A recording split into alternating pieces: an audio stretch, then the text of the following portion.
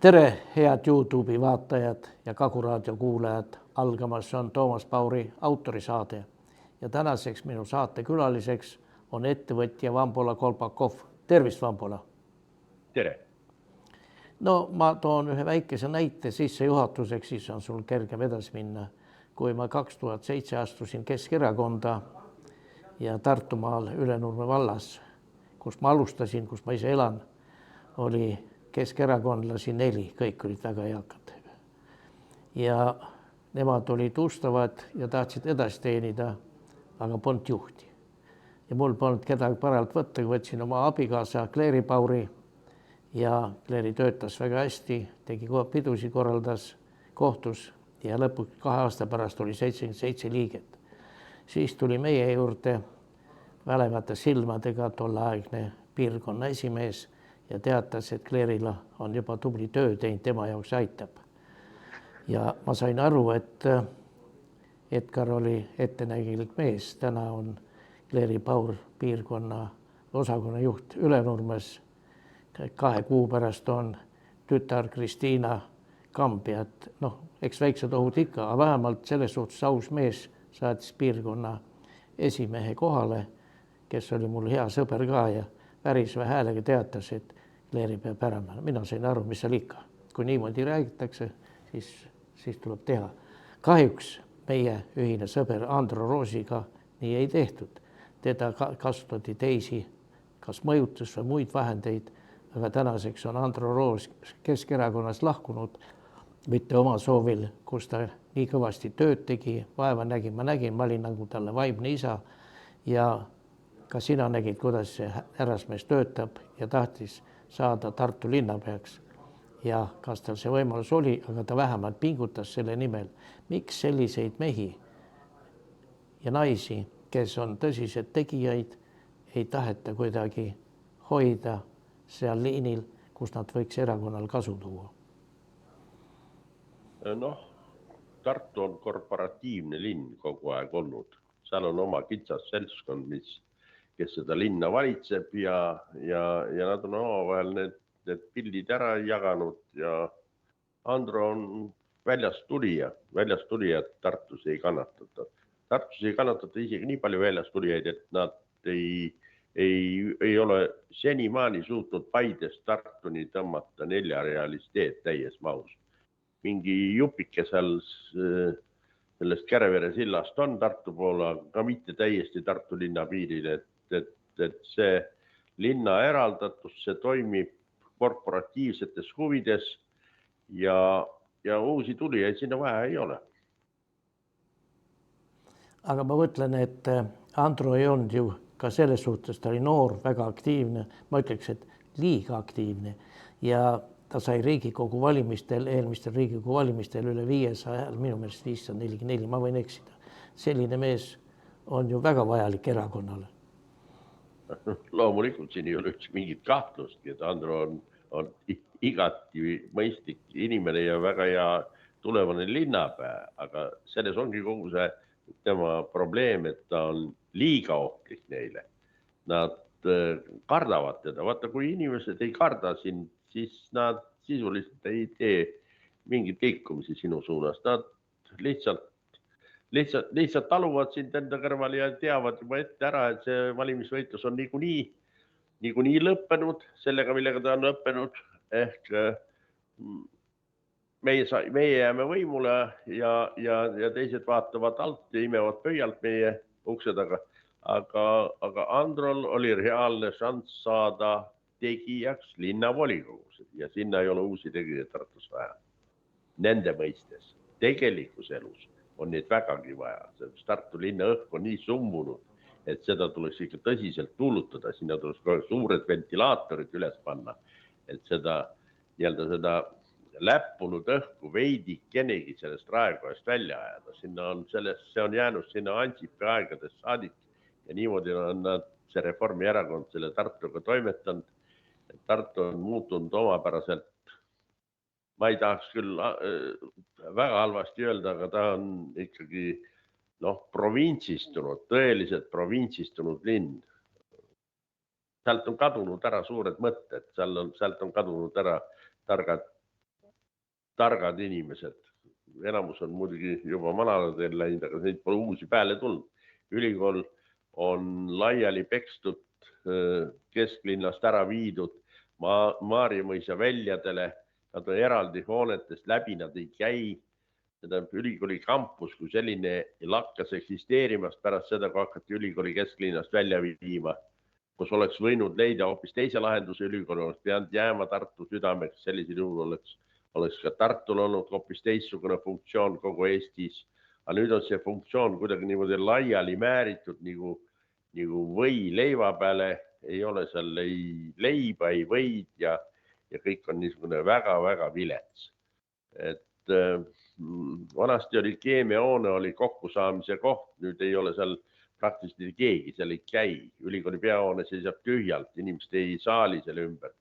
Tartus eelmine kord käisin, mul hakkas ikka, tuli täiesti nuut peale selle peale, mis on, milline vägitegu on korraldatud siis selle praeguse ülikooli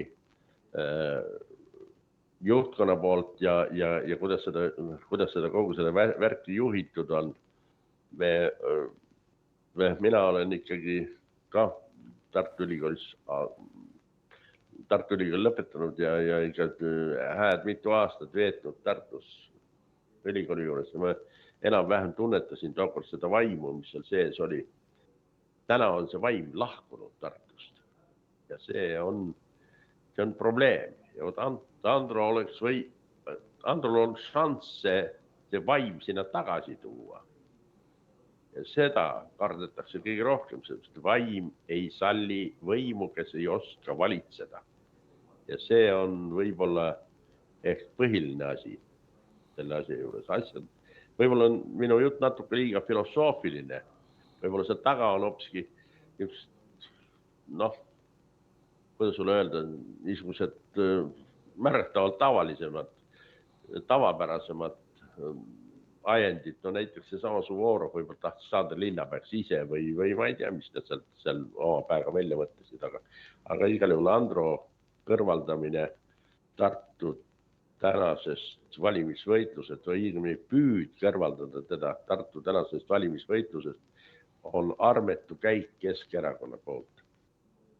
Ma mõtlengi seda, et kui minu abikaasa puhul tuli piirkonna esimees kohale, mitte omal soovil, aga ta tuli kohale ja vestles ja otsis lahendusi, et kuidas sind minema saata, aga Androle ei ütelnud keegi midagi ja tehti piirkonna konverents, ta arvas ise paar päeva enne, et kõik hääled on tal olemas ja ometi oleks võinud ju Kõlvarti siis suunitlusel peasekretär kohal tulla ja Androga vestelda, et Andro, mis sa arvad, et kui sa puhkad ühe aasta, et sa oled nii ära väsinud, et näed näost ka juba siuke hallivõitu.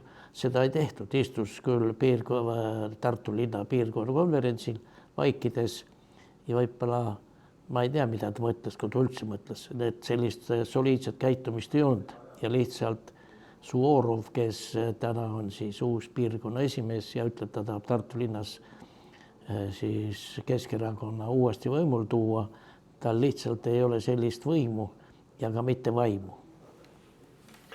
Ei, loomulikult siin ei ole kahtlustki. Ma ei tahaks peatuda liiga palju nendel personaaliatel, aga Keskerakond toimis kõige rumalamalt, mis üldse toimida saab. No ei ole, kui sa tahad iga kanasuppi süüa, siis ei ole mõtet ära tappa kana, kes muleb sulle kuldseid mune.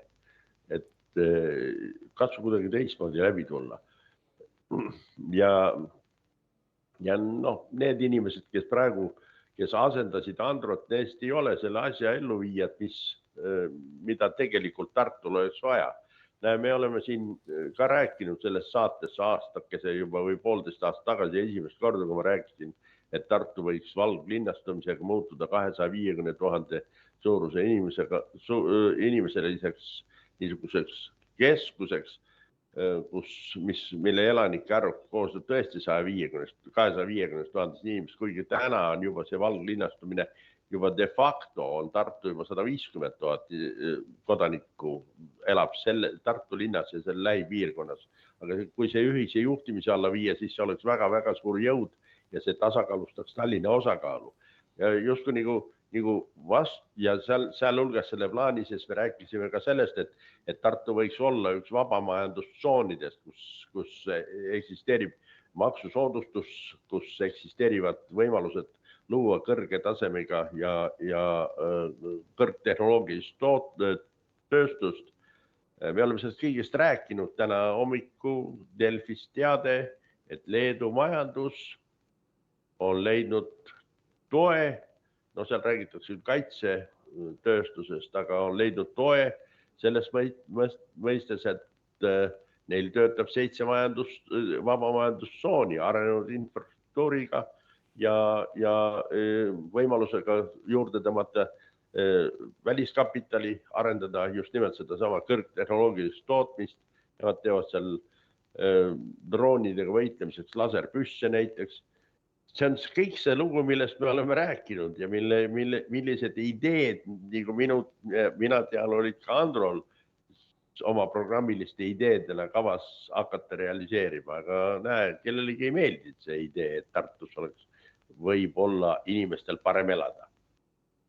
No Eesti kogukond on piisavalt väike nüüd, mis sa ennem rääkisid alguses, siis ma hakkan mõtlema, et kuivõrd nüüd Keskerakonna juhtkond ise Andrule tooli jalge alt ära ja pepu alt ära tõmbas, kuivõrd võib-olla see sumbunud asjamehed siin Tartu linnas suhtlevad omavahel ja mõjutasid kellegi kaudu, et seda niimoodi tehta, on see loogiline või ma räägin rumalat? No loomulikult on kõik loogiline, aga jällegi need on loogilised spekulatsioonid, see niikuinii fakt ei ole, pole midagi siin eriti arutleda isegi selle üle, sellepärast, et Eestis on juba hakanud tavaks saama, et niisugust arutelud ja niisugust kombinatsioonid võivad osutuda isegi kriminaalselt karistatavaks, nii et hoiaks tagasi sellest, kuidas sulle nüüd öelda, filosofeerimisest ja räägiks faktist, ühest lihtsast faktist. Siin kevadtalvel, õigemini talve lõpus külastas Eestit Riigikogu aseesimehe jõupingutustele toetudes eelkõige OSCE delegatsioon, 4-liikmeline delegatsioon, mille põhiliseks uurimise objektiks oli e-hääletus ja tema vastavus põhiseadusega ja selle jälgitavus, selle auditeeritavus, selle hinnatavus ja nii edasi ja nii edasi.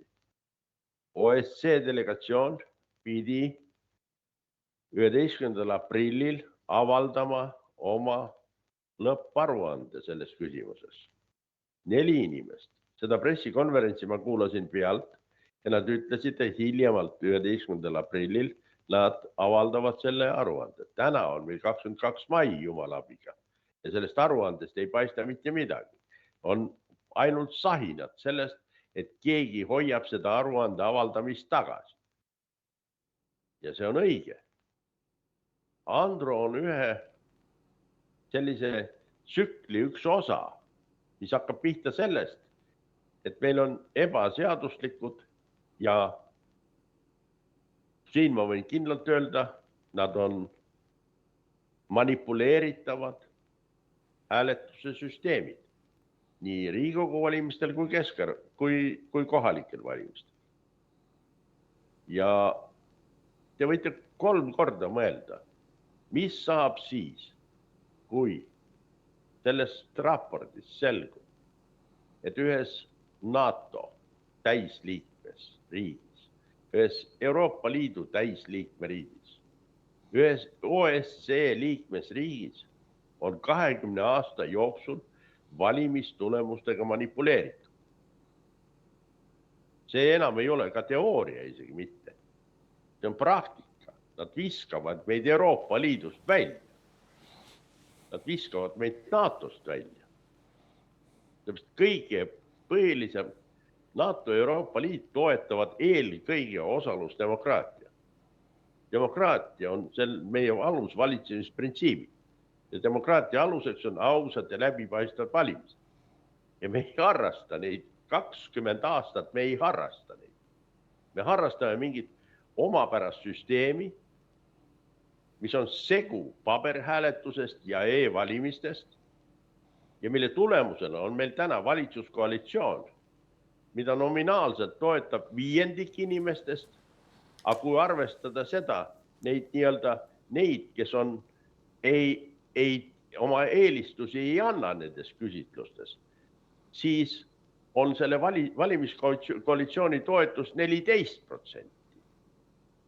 Juhin tähelepanu, Rumeenias toimusid erakorralised parlamendivalimised pärast seda, kui valitsuskoalitsiooni populaarsus langes alla 50%.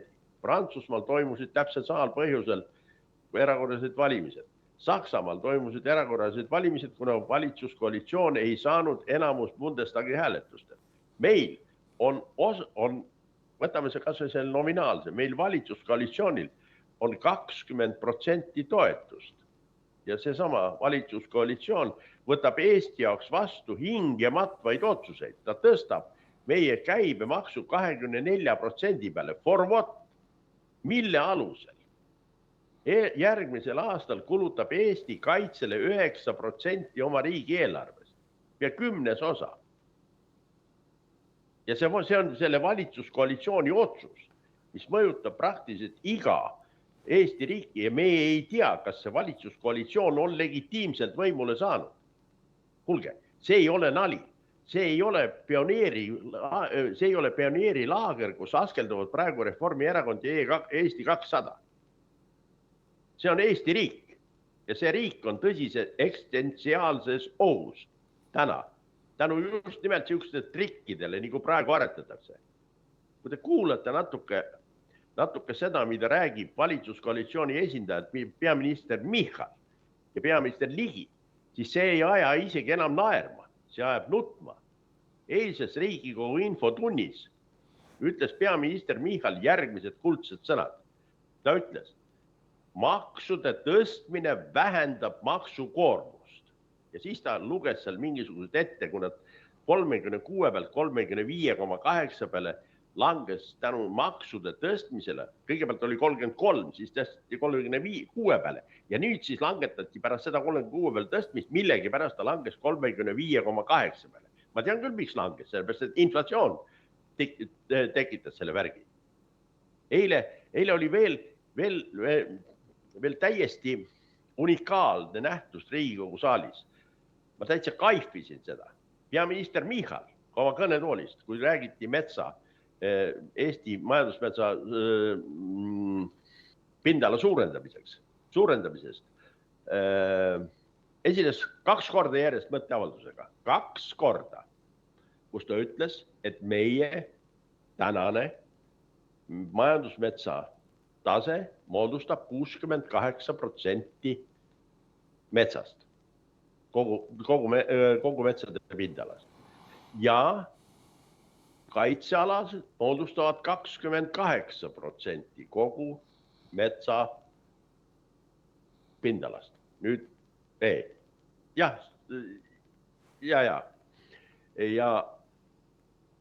aga meie tõstame nüüd need vastavalt 70% ja 30% peale. Saalis istus 50 inimest ja saalis olevatest inimestest mitte keegi ei pannud tähele, et 28 pluss 68 on 96%, mitte 100.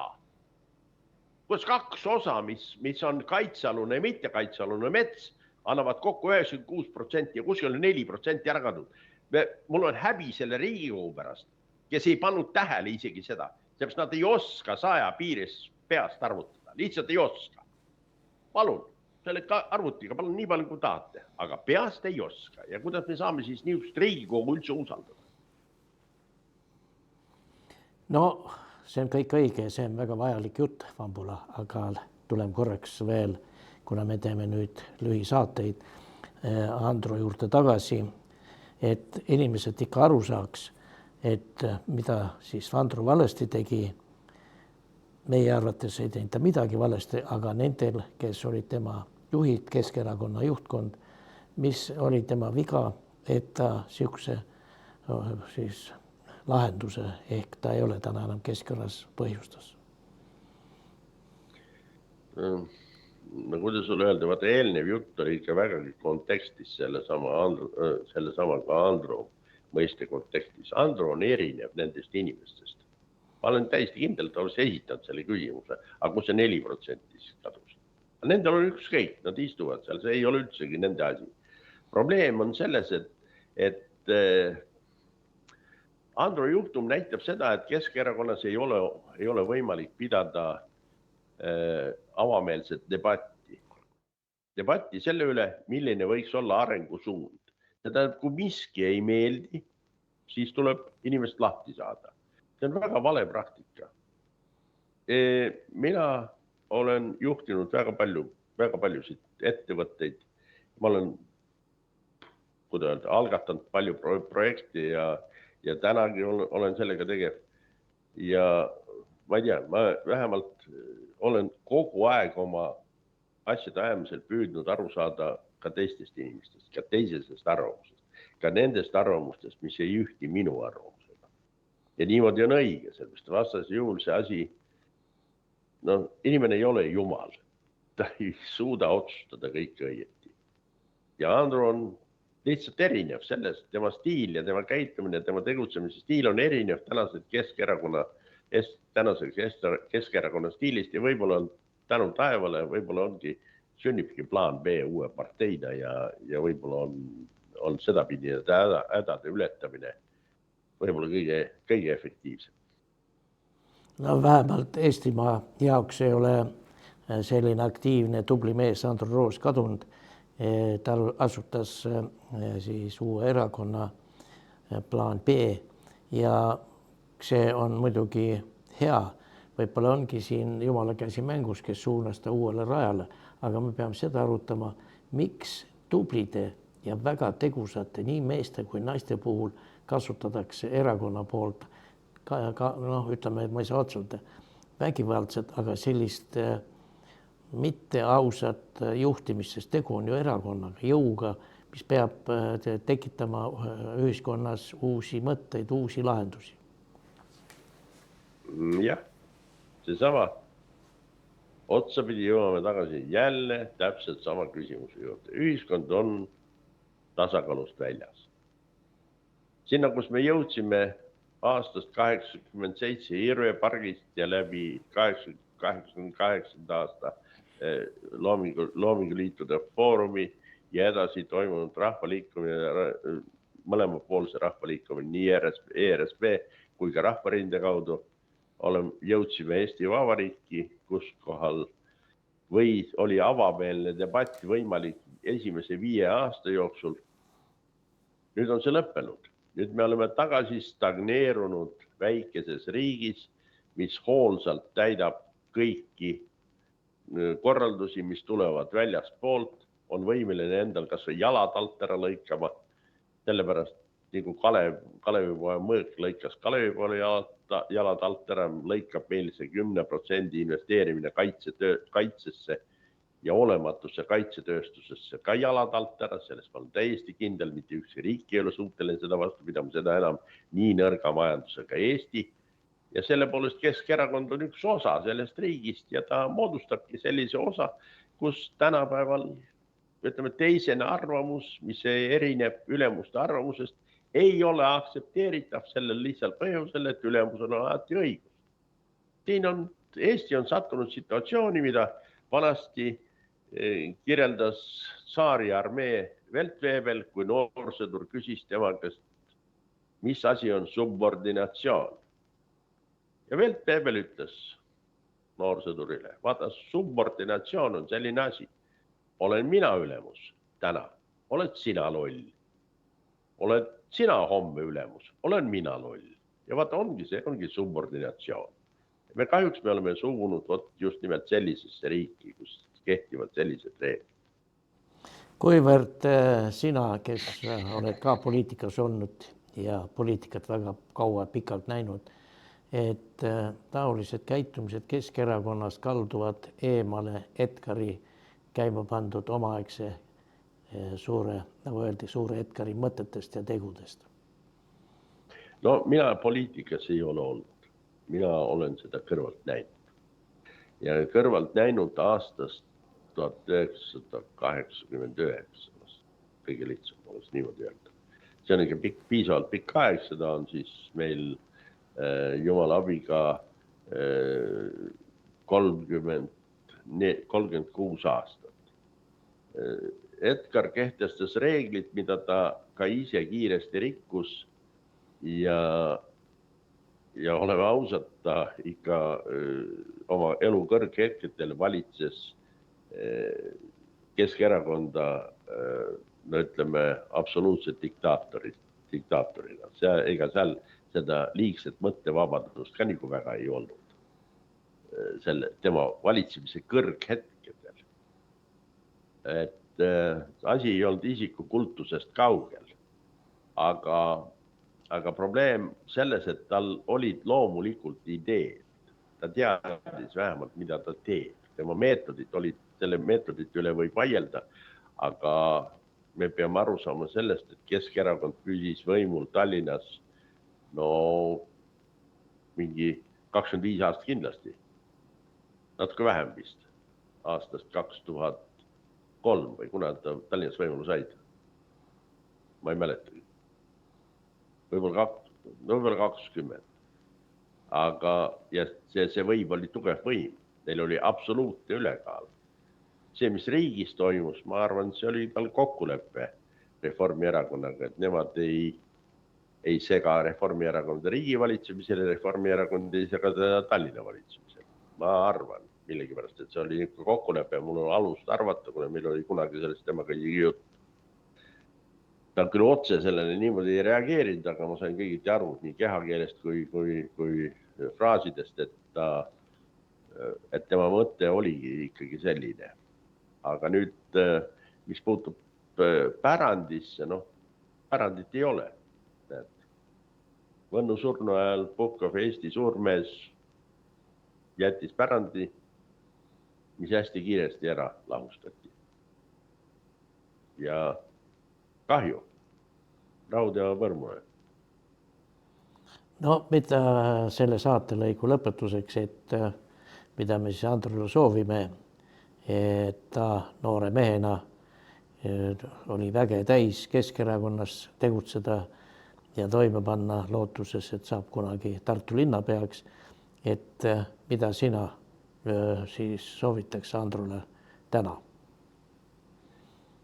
Ma arvan, et mina ei ole nüüd kõige õigem soovitaja. Ma võin ainult tähelepanekuid anda, võib-olla vihjeid ja viiteid. Esiteks, Andro väga kiiresti jagas ära, et olukord Tartus vajab muutmist ja kardinaalset muutmist. Plaan B on täna ainus, kes räägib olukorra tõsisest muutmisest. Mitte keegi teine ei räägi seda. Näiteks mitte ükski erakond ei kritiseeri neid samaseid e-hääletust, mida me oleme siin korduvalt ja korduvalt rääkinud ja mis on põhiseadusvastased ja mis nüüd on tekitamas äärmiselt suurt rahvusvahelist skandaali. Andro räägib ainsana sellest. See tähendab seda, et ta ongi juba erinev teistest. Teistele kõigile see süsteem meeldib. Absoluutselt kõigile. Süsteem on sisse söödetud, kuskil istub mingi onu ilmselt, kes müütab hääli. Nüüd seda esiteks. Teiseks, Andro sai kohe algusest peale aru, meie esimesest jutuajamist aru, et Tartu linna kogu tegevuses struktuur vajab tõsist muutmist, eelkõige majandustegevuse struktuur, sellepärast, et ei ole võimalik elada linnas, kus on 100 000 inimest, kelle eelarve on 260 miljonit. Seda on liiga vähe. Ei ole euroopalik standard. Ja kui me ütleme, et mujal on veel vähem, siis me kindlasti leiame üles näiteks Rumeenias ja Bulgaarias mingi linna, näiteks ütleme Plovdivist või siis kuskil Rumeenias seal, kuskil tagapool põllumajanduspiirkonnas on kindlasti veel omavalitsusi, kus elab 120 000 inimest ja kelle eelarve veel väiksem. aga me ei peaks nende järgi joonduma, me peaks joonduma selle järgi, milline eelarve on näiteks 170 000 elanikuga Baseli linnas. Jällel üks vahe oli, neil oli nii palju raha, et nad tegid nalja ja katsid Raekoja katuse hästi imeõhukese kuldplekiga. Ma olen seda kuldpleki ise käega katsunud, ma käisin Baseli Raekojas vastuvõtul ja esitasin linna peale küsimuse, kas see tõesti on kuldplekk, mis seal katus peal on. Ta ütles, tule ma näitan sulle. Ja me läksime ühest tornist sinna katuse juurde ja ütles, näe, katsu, on küll. Hästi imeõhuke, aga seda nad tegid puhtalt ainult promoürituse pärast. Aga see näitab seda, et nende eelarve. Ma kujutan ette, et Baseli linna eelarve 170 000 inimest elavat linna eelarve võib olla umbes 2 miljardit eurot. Mitte 200 miljonit, vaid 2 miljardit. Ja võib-olla natuke veel suurem. Baseli linnas asub maailma 10 juhtivast farmaatsiakompanist 3 tükki asub seal. Neil on masinaehitust, neil on kõik ja neil on kaasanud peale selle on neil kultuuri.